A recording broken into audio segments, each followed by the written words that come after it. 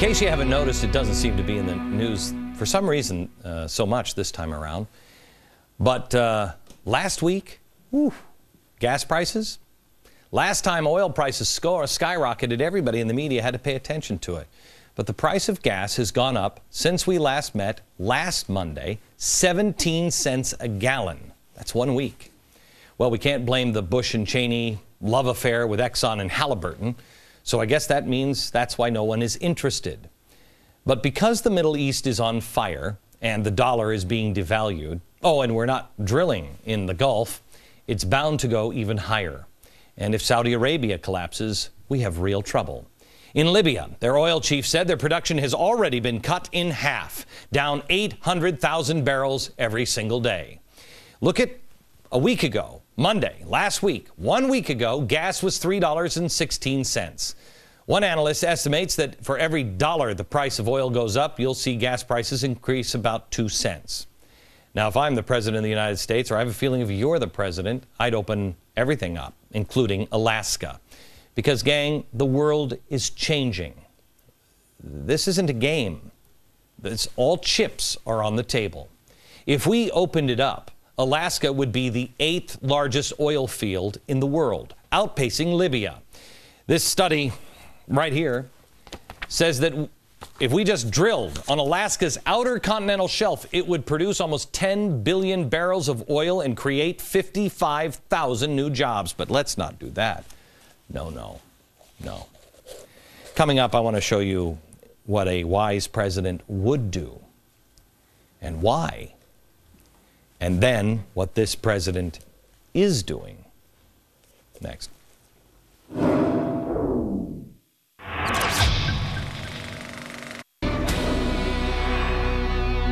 America, if you get anything at all from my shows recently, I would hope that it would be this. The world is changing. It's happening under your feet. And you must pay attention because our way of life in the entire West is at stake. I want to talk to you about developing domestic sources of oil and gas. Why would we do that? Well, where's it going to come from? Aside from the obvious, we need energy, where else can we get oil just to be able to survive? Well, the Russians have built a new pipeline into Europe. Russia currently provides a quarter of the total EU gas supplies. 7 countries out of the 27-nation bloc are almost totally dependent on Russia for gas. You remember in the news in the last few years where they just turned the gas and the oil off? So why was it that President Reagan warned that we should never allow Russia to build a pipeline into Europe? What was it he said? Oh yeah, that's right, that they would control all of Europe. Look at the pipelines. Look at the map. Here are the pipelines. It's all going this direction. Who do you think controls these people? Who? If Libya fails, they're not counting on Saudi Arabia because Saudi Arabia is also worried about failure. They get their oil from Libya right now. And it comes up and goes in all over Europe. But if that fails and Saudi Arabia fails, well, I guess they have Russia to count on. Oh, isn't that good for them? Multi-billionaire T. Boone Pickens says, quote, about America, there is a big energy table. We don't even have a chair there. We're out in the hall and the Saudis come out and tell you what you're going to pay for it. Well, is there any country that is preparing? Is there any country that is looking to the future, doing what we used to do? Well, yes, Russia. And let's look at China. Here's China. These are the 24 countries that China has oil interest in. You think they're going to reduce their carbon footprint? Oh, and guess who else is working with China?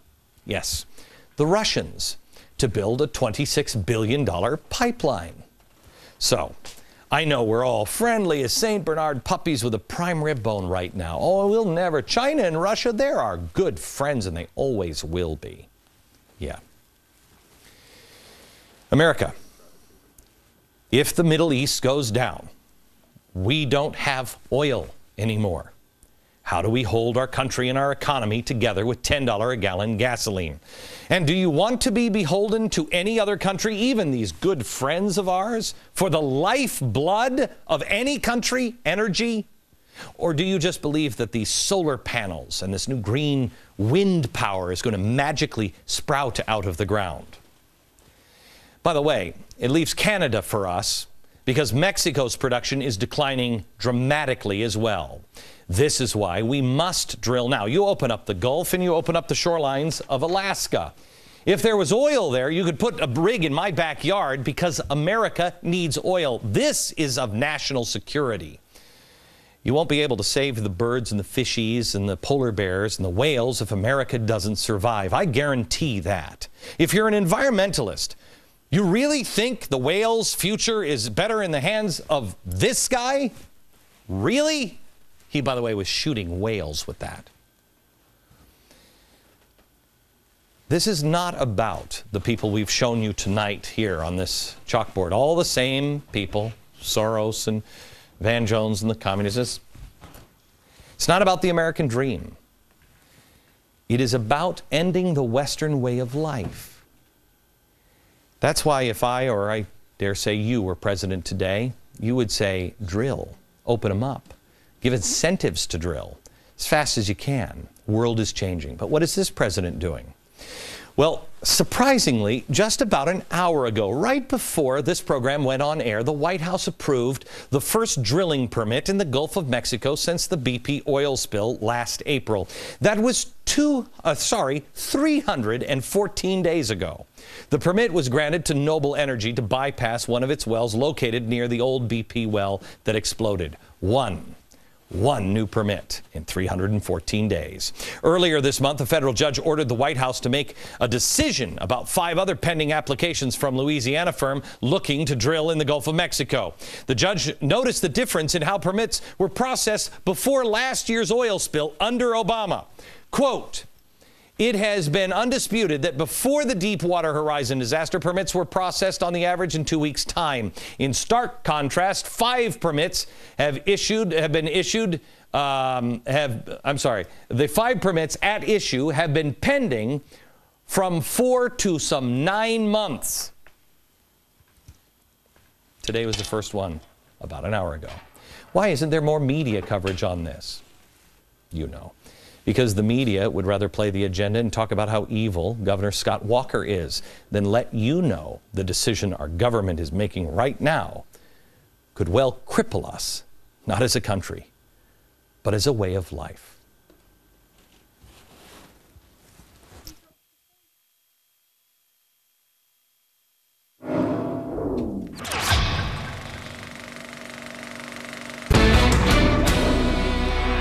If you are a regular viewer of mine or a listener of any of my last 30 years on radio, you have never heard me talk badly about a cop unless they were out of line, or a firefighter, or a teacher unless they were out of line. I have never ever said, we pay our cops too much money. Tomorrow I want to talk to the average worker, the workers who are busting their butts every day. They're not communist or socialist or Islamist or radicals, they're just Americans. I want to talk to you about collective bargaining and how it works. We may disagree by the end of the show, but at least you'll have the facts on what's really happening. From New York, good night, America.